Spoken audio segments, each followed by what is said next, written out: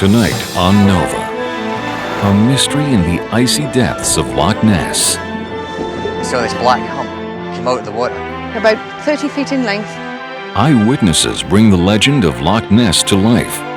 Can science bring proof to the surface? Is Nessie a prehistoric monster or elaborate hoax? An expedition launches a search for the answer. The Beast of Loch Ness.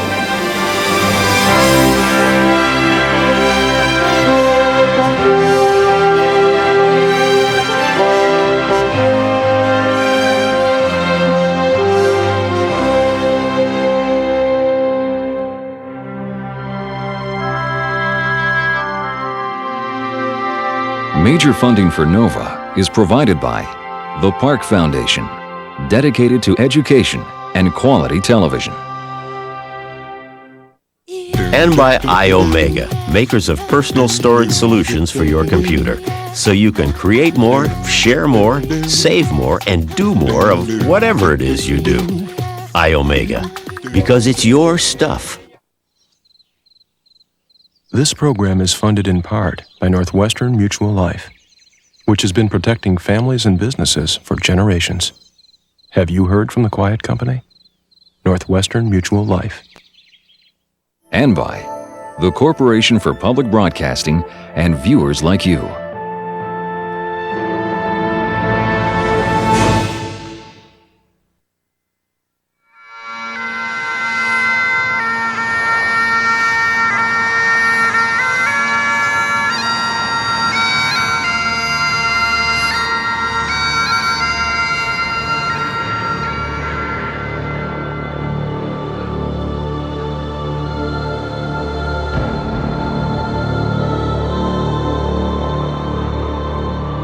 In the remote highlands of northern Scotland,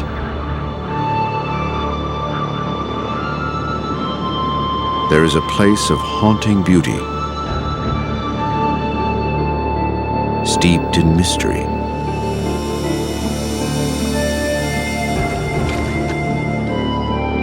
Loch Ness. Beneath this windswept surface lies one of the world's deepest bodies of water.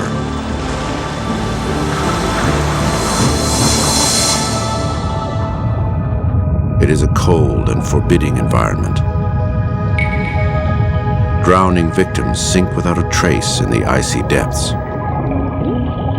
Divers fear becoming disoriented in the eternal night. Ever mindful of the legend of Loch Ness.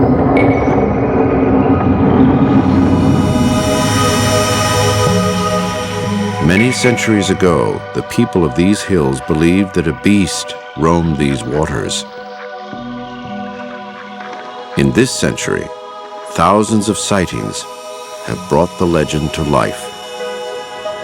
I'm driving along the loch side, glancing out of the window, and I saw this, as I say, described to me like this boiling in the water. And I looked up at the loch, and out of the corner of my eye, I saw this black hump came out of the water. About 30 feet in length and nearly 10 feet in height from the water to the top of the back. It seemed as if it had been still and started to move off, but there was a neck.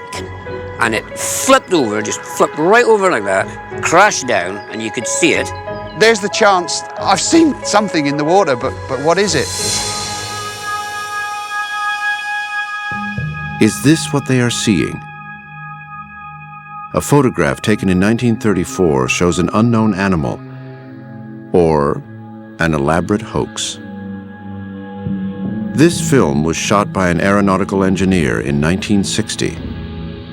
When computer processed for Nova, it shows a featureless black hump, quite different from the boat filmed later that day for comparison. Both are moving at 10 miles an hour. Photographic experts at the Royal Air Force concluded that the hump is at least 6 feet wide and 5 feet high. Probably an animate object.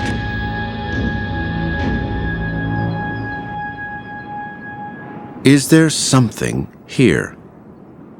Many have tried to solve the mystery without success. But the quest continues. Okay, let's go, fellas.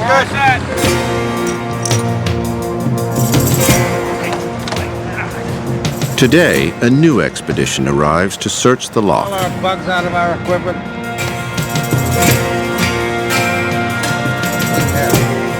The leader is Bob Rines. Rines is a man of many accomplishments.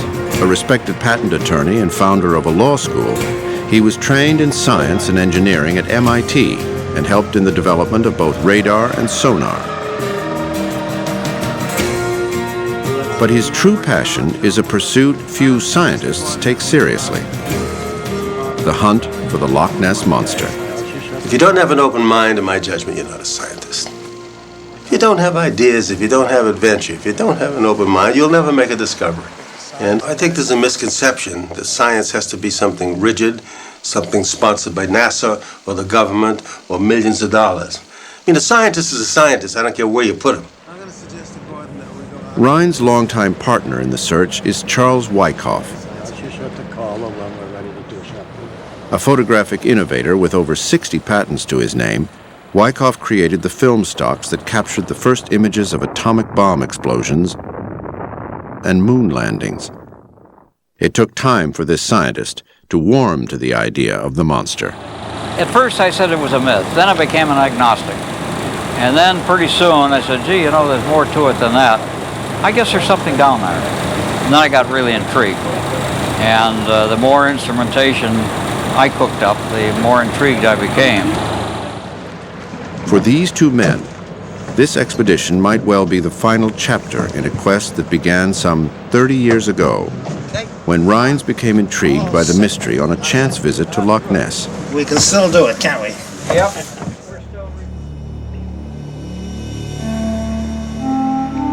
As a lawyer used to dealing with eyewitness testimony, he found the accounts of sightings persuasive.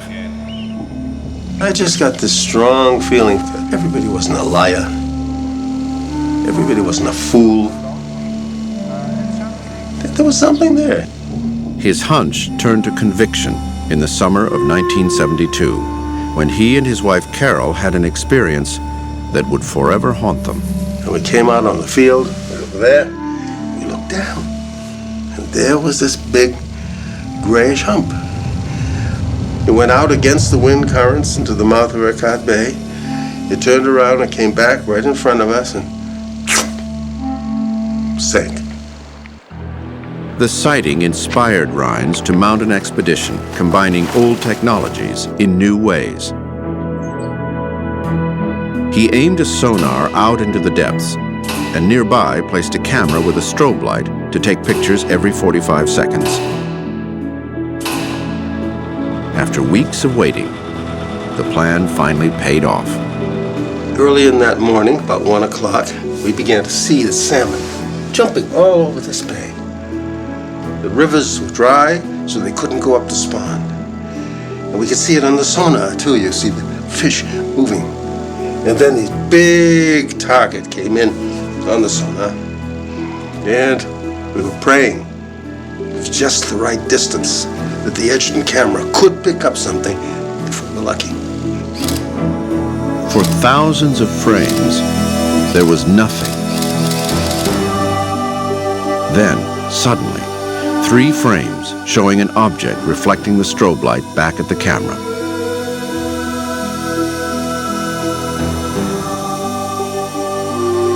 After computer enhancement at NASA's Jet Propulsion Laboratory, the image revealed a flipper-like shape some 6 feet long.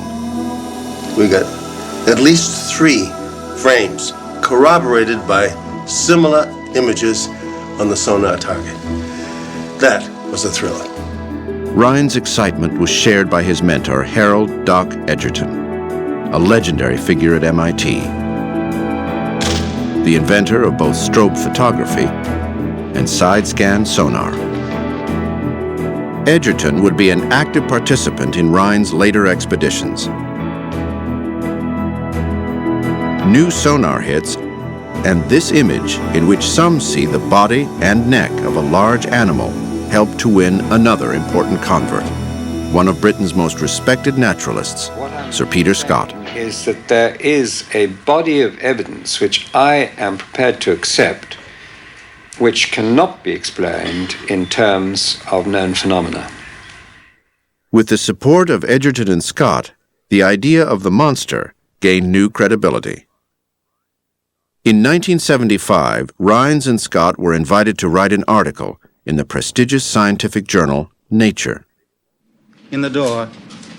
They were also given the chance to present their findings in a highly charged hearing at the House of Commons.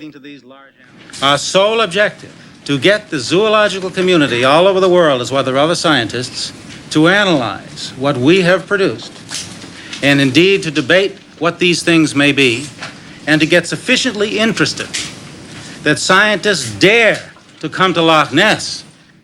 For a moment, Rines had the attention of the scientific world. But his case for Nessie was soon embroiled in controversy. The flipper photo, already computer-enhanced by NASA, somehow became this image, raising doubts about its validity.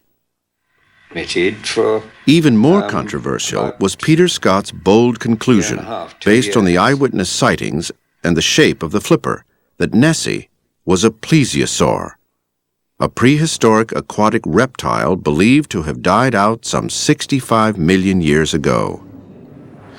So it seems to me we should Zoologists at the British Natural History Museum ridiculed the idea. It seems to me that we've been invited to accept that in a relatively small body of water, in what is, from the zoological viewpoint, one of the best explored countries in the world, we have a population of large predatory reptiles which could be warm-blooded and which might even be cannibals with snorkels. Now, this I find very difficult to take. We fought shy a little bit of the loch. One of my predecessors at the museum was actually sacked from his job for going up on the loch. And probably the monster here has had a very bad effect on science, in that many scientists had a nervous twitch when the loch was mentioned, for reasons you'll quite understand. It could be the kiss of death to your career. I think they got frightened. Those who make their living from this as zoologists are not ready to believe, on the basis of one picture, that something that should have been dead 65 million years ago is still existing in some form at Loch Ness, Scotland. As the years passed, with no follow-up by zoologists, Rines felt growing pressure to settle unfinished business. With only Wyckoff left of the original team, it is now or never. Recently, Charlie and I looked at each other.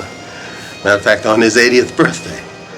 He says, oh my God, Doc Egerton's dead, Sir Peter Scott is gone, Carol Rines is gone, and here we still are. He said, I think we owe it to them to go back with improved technology, try to duplicate the experiments where we were successful before, just to see if there's still something left in that loch. And if there is, to have a bag of tricks to do much better to try to photograph it. But searching Loch Ness is harder than it looks. Stretching 24 miles from the Cross Scotland Caledonian Canal to Inverness, where the River Ness empties out into the sea, the loch fills a deep chasm with sheer walls that plunge 800 feet down, making it the largest body of water in the British Isles. To search this vast expanse, Rines has assembled a team of volunteers from the world of science and engineering. Indication of wake. Thanks, Gordon. I knew the line I was trying to not wind, it was just a bit new. Hey, Arnie. How are you? The sonar experts, oceanographer John Fish and marine biologist Arnie Carr, are partners in American Underwater Search and Survey, one of the leading sonar companies in the world. I specialize, and my partner specializes in locating hard-to-find underwater targets. So I just view this as another opportunity to look in a body of water we haven't been in before. High above the loch, Fish and his assistant install a relay station for their global positioning system, a key tool in Rines' new, more aggressive search strategy. Instead of waiting for the monster to come to him, this time, Rines will sweep the loch with sonar. If the sonar team finds a target, the GPS will give them a precise location. The UHF transmitter. The camera team, close behind in a second boat, will then move in and attempt to capture the target on film. I made a slight change in the camera, so we better make sure this thing is going to fit all right. Okay, I'll open up the front. Getting pictures will take all of Wyckoff's ingenuity. You got the frame? You got the frame? Loch Ness is filled with peat particles washed down from the surrounding hills. The yellow haze limits visibility to a few feet. It's like driving down the road at night in a fog. Your headlights create this fog and you can't see the road. Now, if we could separate the headlights off to the side, you'd have a better chance. You'd see the road. So I'm doing the same thing here. I'm separating the light source from the camera. With most of the expedition's limited funds devoted to sonar, Wyckoff and his colleague, Sheldon Apsell, have had to improvise.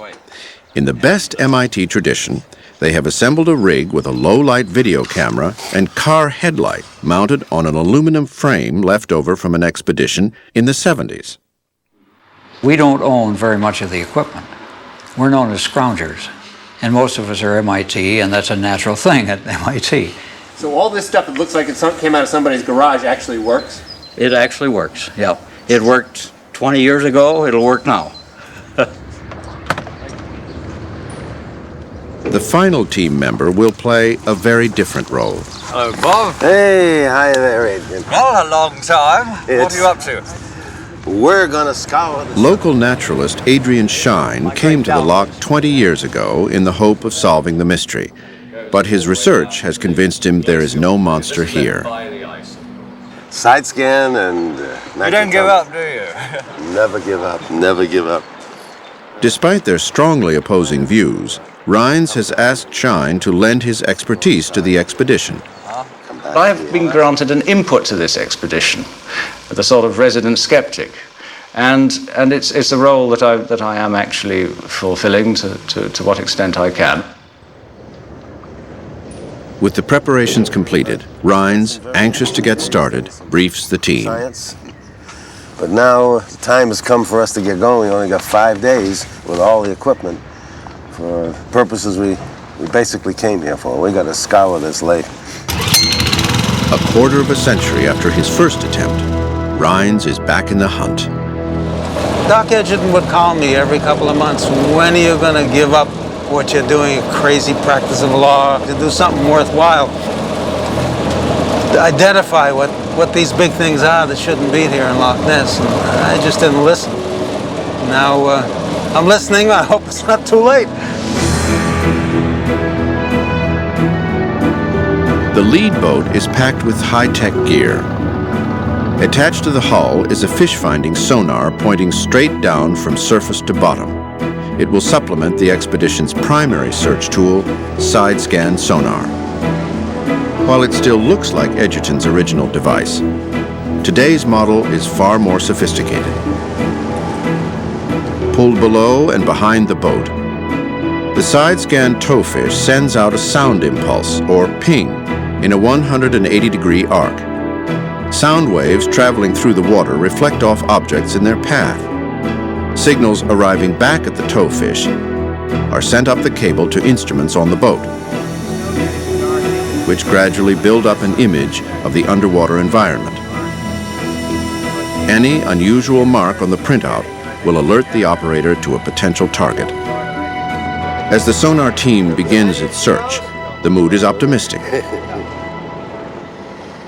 In a lake where the largest known fish is a salmon, reports of moving sonar targets up to 15 feet long have persisted over the last 10 years. The most ambitious search ever made of Loch Ness was Operation Deep Scan in 1987. A flotilla of boats mounted with fish-finding sonar spent a week sweeping the loch. Most of the targets they encountered had a logical explanation, but not all. Expedition leader Adrian Shine. 3 contacts we still can't explain, but that does not mean we never will explain them. In 1994, the British Natural History Museum took part in Project Urquhart, the first major effort to study the ecology of the loch. monsters were not on the agenda. Yet its sonar experts said they too found large moving targets. It's hard to say exactly what it was. We followed it for at least 7, 8, 9 minutes. But it's very difficult to say exactly what it was. They did find all sorts of interesting sonar targets, including moving targets. We've no idea what they were. Put a line conditioner in. That's what the latest little bit. While Rines' systematic sonar sweep is going smoothly, Wyckoff is rediscovering the difficulty of taking pictures in Loch Ness. Well, that's all right. Moisture has seeped in and ruined the camera. They will have to send for a replacement. The timing couldn't be worse. Marty, come up here a minute. Aboard the sonar boat, the fish finder has picked up a large target. What you got? Got some very big echoes here on the surface. Oh yeah. How deep are they? They're not that deep. They're only about, 20 meters down? You haven't had anything like that before? No, I've never seen anything quite as big as that before. Oh, goodness. Good hard echo. Well, the side scan might pick that up. If it's not directly over it, it may not be directly over it. If the side scan picks up the target, it may reveal more. That's interesting. But interpretation can be difficult. With sound waves bouncing off the steep sides, the loch is notorious for generating misleading sonar images. Even changes in the water temperature, or thermals, can create apparent targets where none exist. That target should have been here by now. I see bottom returns. I don't see anything in the water column. Could it be our beam is too low? I think it is. We may not have gone over it yet.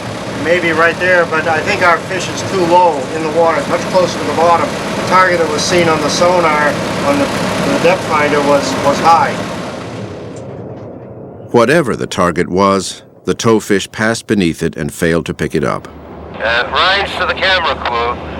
We had a whopping big target on Gordon's sonar, but unfortunately not on the side scan. Because Still, it's a tantalizing start.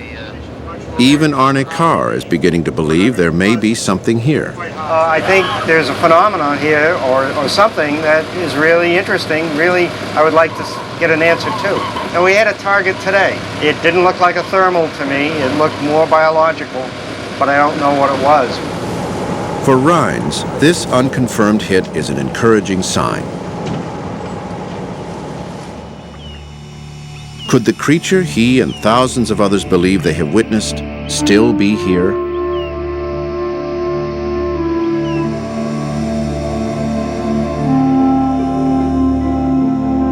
The sightings began when a new road gave travelers their first good views of Loch Ness.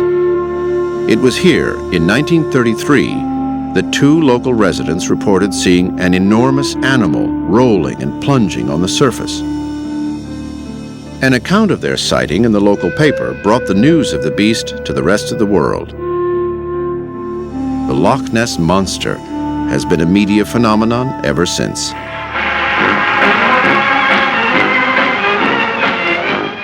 Loch Ness, on which the eyes of the world are focused, the reputed haunt of a prehistoric monster or monsters, and the newly found adventure ground of modern Gullivers. The intrepid, armed to the teeth, set out to capture the beast. To no avail. Capturing an image proved to be the next best thing. Some photographers resorted to outright fraud. Others succumbed to the loch's powers of deception. Boat wakes, wildlife, and floating debris have all been mistaken for monsters. But one photograph stood above the rest.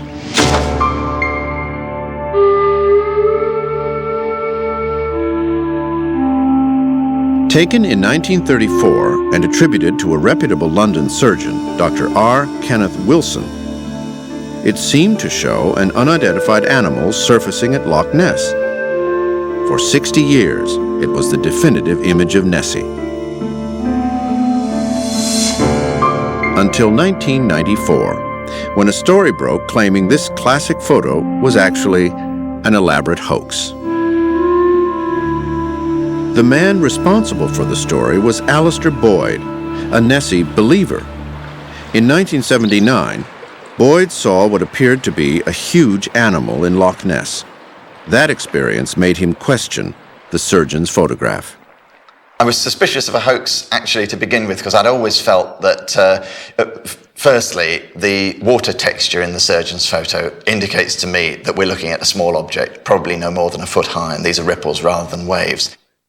Boyd's investigation led to a man named Christian Sperling, who claimed that he and the surgeon, Dr. Wilson, had been part of a plot to dupe a London newspaper. The object in the photograph was a 1-foot plastic neck that Sperling had grafted to a toy submarine. This confession dealt a powerful blow to the Loch Ness monster. We don't know exactly where Wilson was when he took this photograph, or claimed to take the photograph, But to American journalist Richard Smith, the confession didn't ring true. And from that intersection of With Rines' support, Smith has come to Loch Ness to find out if the hoax story may itself be a hoax. see what we get. It's extremely important to the Academy, to us, to the public, to know, is the photograph possibly real? Is the photograph possibly a hoax? My research has shown that the circumstances, as best we know, surrounding the Wilson photo are consistent with Wilson's stories. I think that I'm willing to go out on a limb, as it were, and do this investigation. I think it's certainly worthwhile no matter what the outcome is. Is this a 1-foot model photographed from up close, or the 4-foot neck of a living animal shot from a distance? So to do comparison, To find out, Smith has built floating necks, 1 and 4 feet high. His plan is to photograph them from different vantage points to see which one matches the original photo. we're going to be 2 miles this side of Invermoriston. Smith's experiment is possible only because of the discovery of a new version of the surgeon's photo. One thing that's absolutely crucial to understand is that the familiar Nessie image, the familiar surgeon's photograph, is actually a cropped detail of a central portion of a much wider view. The narrow strip of the far shoreline and the absence of near shoreline show how the picture was framed, and the ripples around the object provide another clue. The circular disturbance is also very interesting because it's been used to calculate the angle at which the picture was taken, assuming that that's a round disturbance in the water, but of course we don't see it round because we're at an angle, it turns into an ellipse. Analysis of the ellipse shows that the camera was pointing at an angle of 19 degrees down from the horizon. This area changed a lot. Is the terrain different now? Using these clues to guide his experiment, Smith has recruited a surveyor and a professional photographer to help him duplicate the surgeon's photo. Changed very much at all. Okay. And put on the rangefinder, there we are. 19 degrees. Excellent. Let's see what we got. And that's very close. I think it's dead on to the original aspect ratio and the original scene. You know, stretch right out with it. That's it.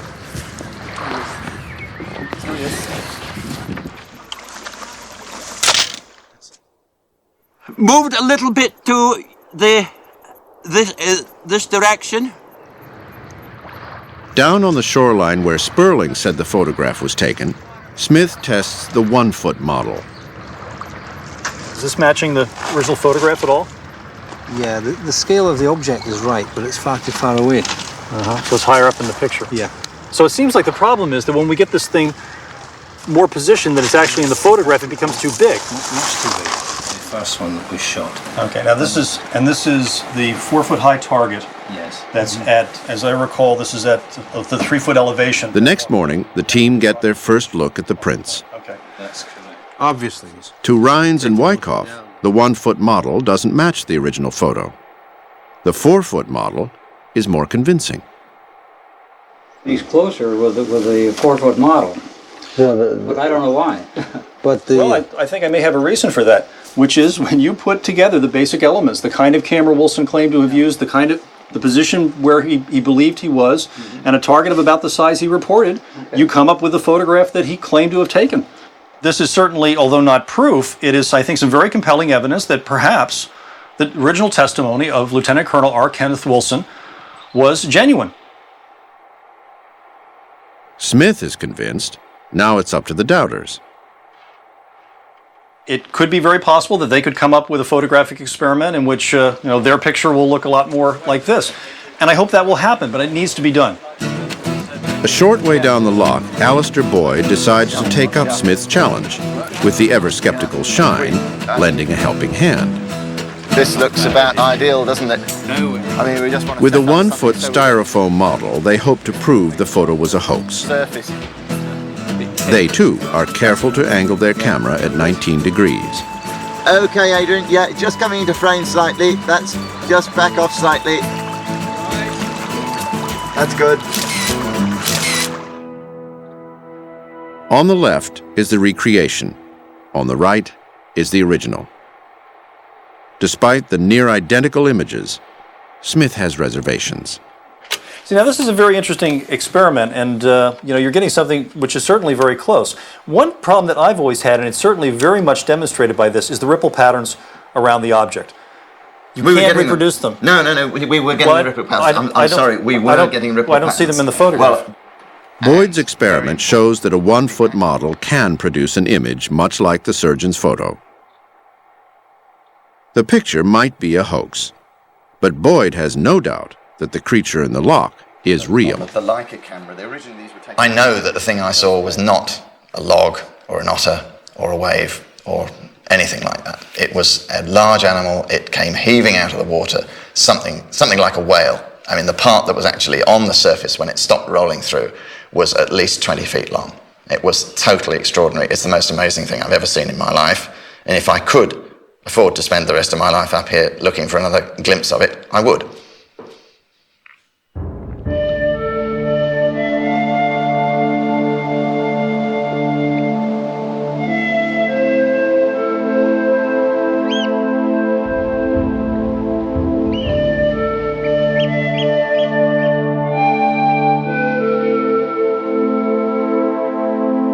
Day 3 of the expedition. With the camera still out of commission, Wyckoff has joined Rines aboard the Sonar boat for a night run. I just hope we get something tonight, though, because, I almost feel in my bones that something's going to happen. You feel it, I'll feel it too. All right, okay. Just hoping. That's where we'll get it, if we get it. Tonight, they will concentrate on Urquhart Bay, where the ruins of a 14th century castle overlook the deepest part of the loch. And of course, this is the time, this is the circumstances in which the academies had luck back in 1972 and big things coming in.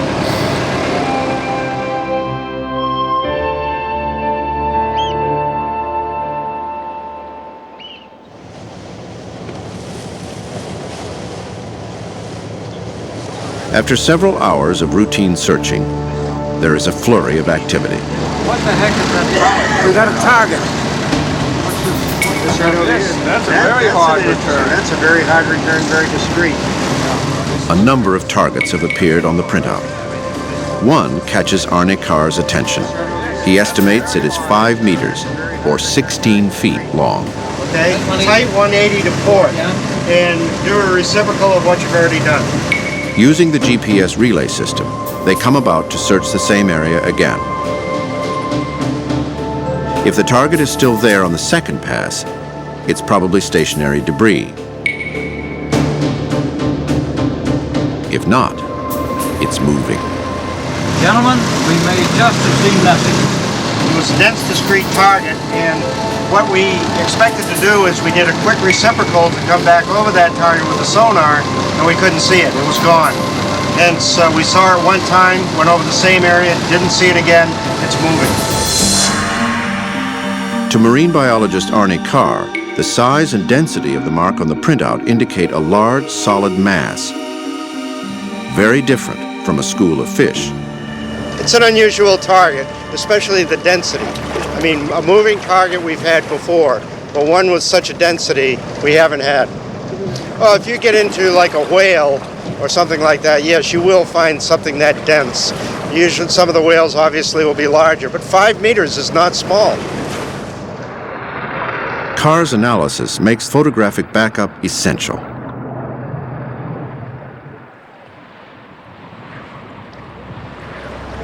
The next morning, Wyckoff's team is back in action. They've replaced their video camera with a professional underwater model.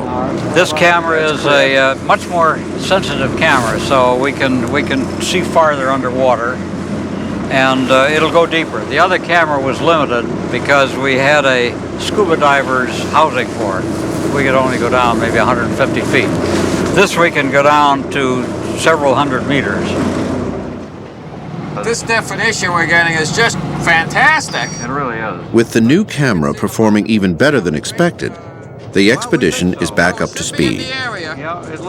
There is a sense of anticipation that the long search is about to pay off with an exciting zoological discovery.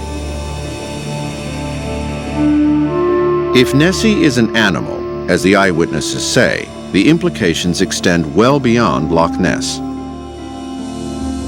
Long-necked monsters have been reported in northern lakes all over the world, from Lake Kayir in Siberia to Lake Champlain in North America. Could these other lake monsters be flesh and blood too? A small group of investigators believe these creatures might in fact be species as yet undiscovered by science. We have multiple sightings of Ogopogo. They call themselves cryptozoologists. They pronounce next. So now, from Lake Champlain, the descriptions seem to be much more serpentine, slender, longer, and not a long, thin head as much. Which is long but not like this. Cryptozoology is dedicated to the study of cryptids, or unknown animals. In almost every case, a search is triggered by eyewitness reports, a source of evidence most scientists disregard. Eyewitness evidence is completely useless in science. For science, something has to be repeatable. For repeatability, you have to have a specimen. You talk to an eyewitness, you've got no repeatability there. You can't go back in time and check what they saw. But eyewitness evidence sometimes leads to remarkable discoveries. The okapi in 1901, the mountain gorilla in 1912, and in 1994, the pseudo-oryx in Vietnam. These were brand new species, unknown to science. Science somehow has this blind spot. They've got to learn to evaluate eyewitness responses, emotional responses, and other things that are very real. They may not be anywhere near 100% accuracy, but they deserve to be fit into the totality of the evidence. How are you? Rines' conviction is shared by Roy Mackall, a pioneer in the field of cryptozoology. Mackall, a molecular biologist by training, came to Scotland in the 1960s and joined a local group of enthusiasts who kept a constant vigil on the loch. His work helped persuade Rines that there was something here worth investigating. I came because I was curious, and all we had basically were a few still photographs, some of which have since turned out to be frauds. But the eyewitness observations, while the least valid evidence, nevertheless in some cases were very compelling.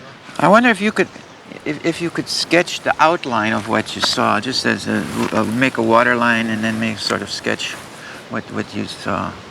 It's been 30 years since Mackall interviewed eyewitnesses, and the descriptions remain the same. Long before Sir Peter Scott and the Highland tourist industry made it popular, huge humps people were convinced that Nessie was a prehistoric relic. above water level. I went straight home, into the house, got out my book of prehistoric creatures, and the nearest I could liken it to was the plesiosaur. Plesiosaurs were cold-blooded marine reptiles that coexisted with the dinosaurs during the Jurassic and Cretaceous periods, feeding on fish in the warm inland seas. They look like giant turtles with long necks. They swam rather like penguins. If you can imagine a giant penguin with 4 limbs going up and down, you've got a plesiosaur. As far as we can tell, they died out 70 million years ago. But the oceans are home to a variety of prehistoric relics. from the massive megamouth shark discovered in 1976 to the coelacanth, a fish once thought to have died out at the same time as the plesiosaurs. The coelacanth here is a very remarkable fish because it's a form that was thought extinct for 60 to 80 million years. And then all of a sudden it's found alive, the form is found alive in 1938. It proves that if it can happen once, it can happen again. Could a small population of plesiosaurs have escaped extinction, taking up refuge in Loch Ness? The loch's geological origins hold the answer. Loch Ness straddles the Great Glen, a massive geological fault that nearly cuts Scotland in two. As the land masses on either side of the fault slid by each other, they created an area of shattered rock, or breccia. Each time an ice age descended on the northern hemisphere, the glaciers returned, repeatedly carving out this breccia to form a deep basin. As the ice moved down from the tributary valleys on either side of us, it got confined into the valley created along the fault, and it accelerated. And this acceleration deepened the floor of the loch. So we've got successive major glaciations, and during each one, it gets deeper and deeper and deeper into the fault breccia along the line of the fault.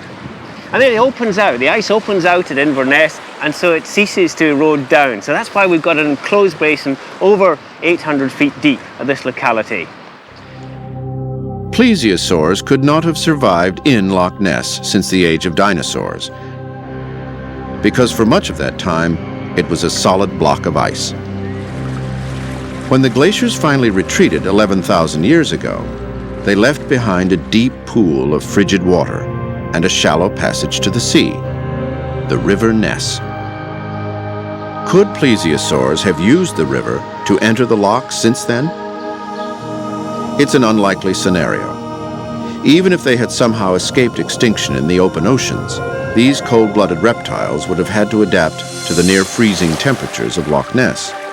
After carefully considering all of the evidence, most importantly, sonar contacts which give some idea of how these animals move and how fast they can swim. This convinced me that we had to have an aquatic mammal. Warm-blooded mammals have the metabolism to thrive in cold water. And one primitive species of whale had a serpentine neck. It's known as an archaeocete. This is a long snake-like whale known from the fossil record, thought to be extinct for 18 million years. But clearly some have survived, and this is not a surprise because we have other animals which were thought to be extinct 70 million years ago, and they're alive and well. But can Loch Ness sustain a breeding colony of these animals?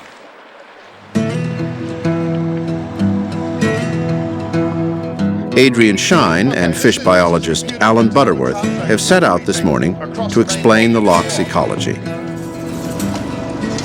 Loch Ness is a huge body of water, more water than the whole of England and Wales put together, but it's very unproductive. There are very few chemical nutrients, you know, the fertilizers to start the food chain off. And the little microscopic plants have got another problem as well.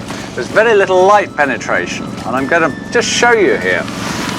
This is called a Secchi disc, and it goes down, and I've got to see where I lose sight of it. So it's going down into the water. You can see how brown the watercolor is. It's gone at about 4 meters down. Now, that's pretty poor. The dim light stifles plant growth, an effect that ripples up the food chain, starting with the tiny plankton that feed on vegetation. Well, we're right in the middle of the loch. We're in the deepest part of the northern basin, and what we're looking at is the food source of the fish that live out here. So I'm pulling up through some 30 meters of water. That's just about down to where the plankton go by day. They migrate downwards by day.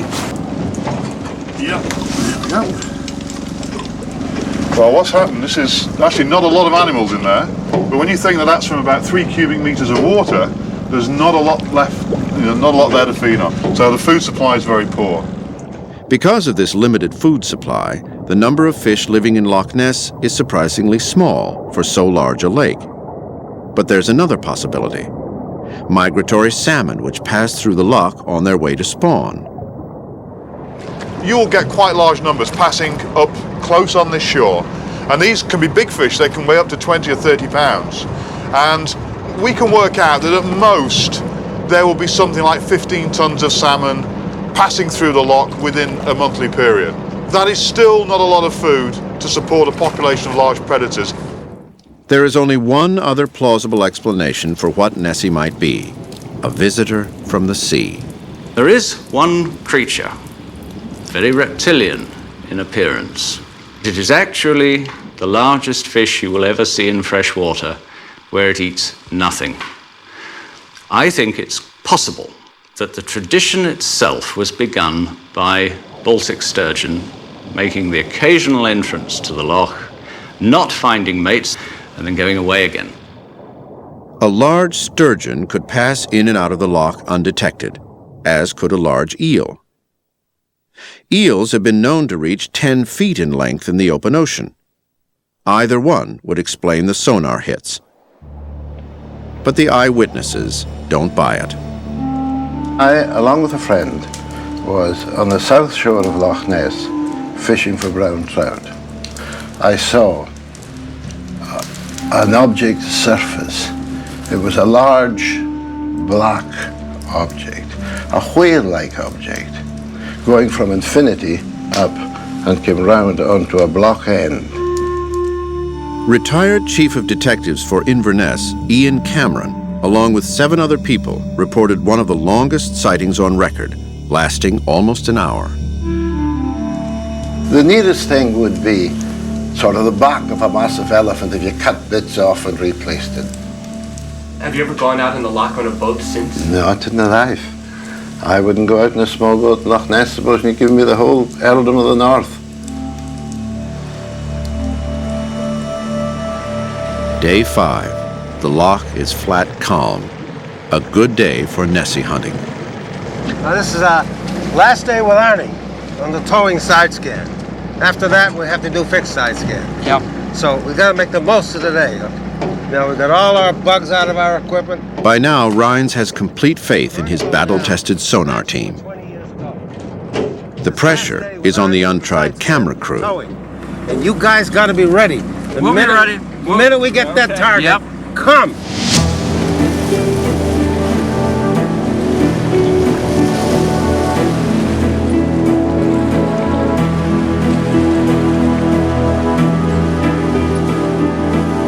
For today's last push, Rines has decided to focus again on Urquhart Bay.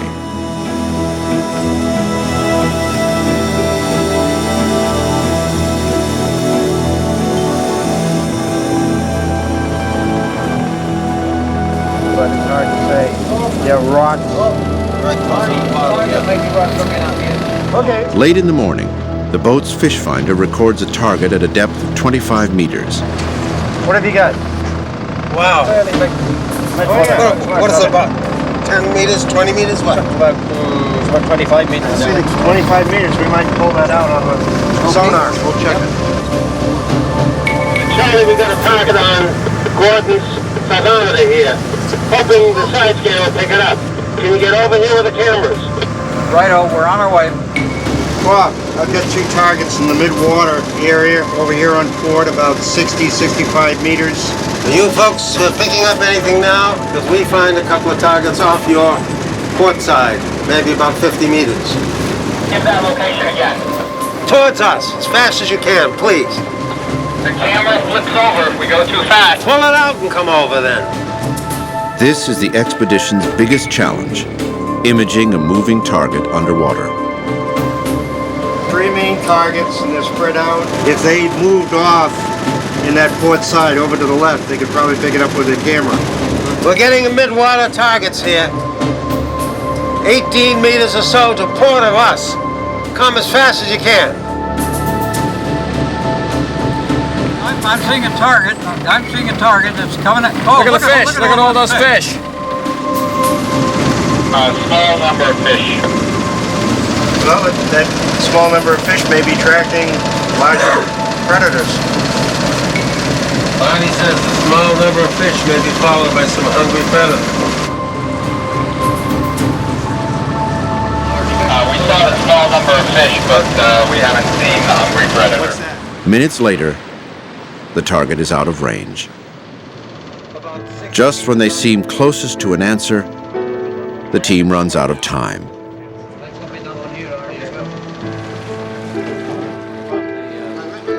Wyckoff has learned the hard way that tracking and imaging a moving target in the murky waters of Loch Ness requires resources well beyond the means of this expedition. And something even money can't buy: luck. Stay about where you are now from us. But Rines has achieved his primary goal, finding out if there is still something here. We certainly weren't arrogant enough to think that we can cover every single spot in this lake and look in there and find a target. What we did was the most probable things, at least in our judgment. And if we can intrigue, and I think we have intrigued this new generation to carry on, if there's enough excitement here about what we're doing, we will have accomplished a lot. I don't think Bob Rines is crazy. He's obsessed, obviously, but I think the obsession is natural. It's a good human instinct. There's something here that needs to be answered, something here that needs to be proven.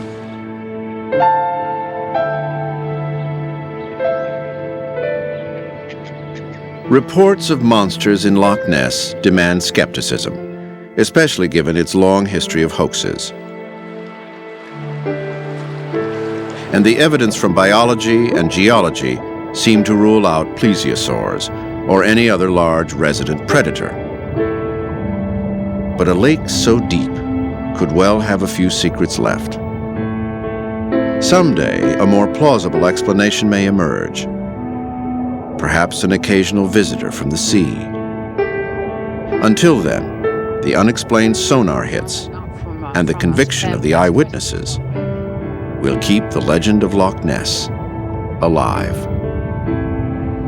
It was just big, I think is the best way to put it. So it certainly wasn't a seal, it certainly wasn't a fish, and all I can say is that I suppose that looking at the loch, that somewhere in there, there's the Loch Ness Monster, and as far as I'm concerned, I've seen it. Though I remain convinced of the sincerity of many of the eyewitnesses, the majority of sightings are actually boat wakes, and all the other hosts of illusion that you can get on Loch Ness, particularly on a calm day. I saw what I saw, and I'm not going to be dissuaded. I know, and it wasn't just, an imagination, and I'm a sane guy. I've got no axe to grind. As I say, I sell pet food. What use to me is a Loch Ness Monster? Yeah, I could wake up tomorrow and find that the Loch Ness Monster has just crawled ashore with a large sign saying, "Gah, boo, sucks, fooled you again." It wouldn't be the first time scientists have been wrong. We've been wrong before, we're going to be wrong again. And maybe there's something about Loch Ness we don't know after all. In no way am I even attempting to convert anybody to the religion of the object in Loch Ness. But I saw it, and nothing can take that away.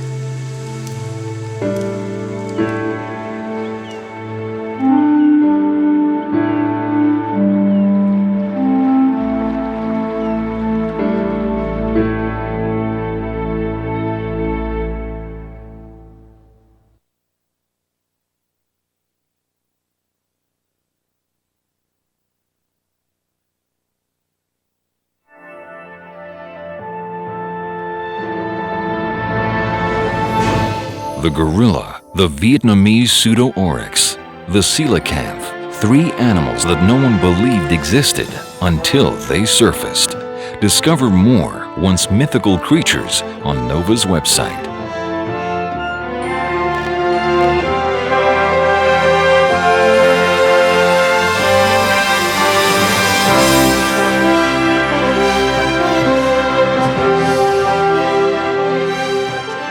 To order the show for $19.95 plus shipping and handling, call 1-800-255-9424 and To learn more about how science can solve the mysteries of our world, ask about our many other NOVA videos.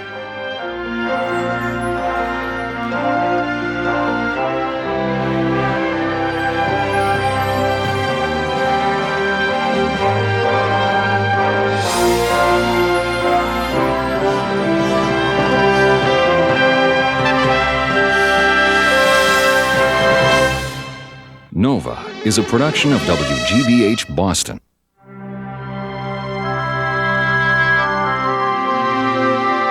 Major funding for NOVA is provided by the Park Foundation, dedicated to education and quality television. This program is funded in part by Northwestern Mutual Life, which has been protecting families and businesses for generations. Have you heard from the Quiet Company? Northwestern Mutual Life.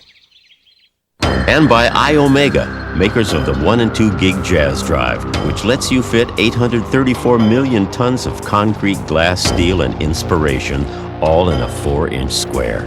iOmega, because it's your stuff. And by the Corporation for Public Broadcasting and viewers like you.